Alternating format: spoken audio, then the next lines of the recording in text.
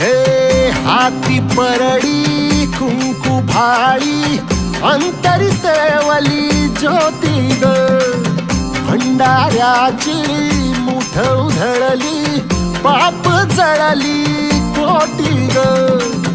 सेवेसाठी आलो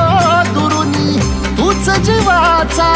जीव स्वामिनी होऊ दे मंगल आई ग हाती परडी कुंकू भाळी अंतरी तेवली ज्योती ग भंडाऱ्याची मुठ उधळली पाप जळली कोटी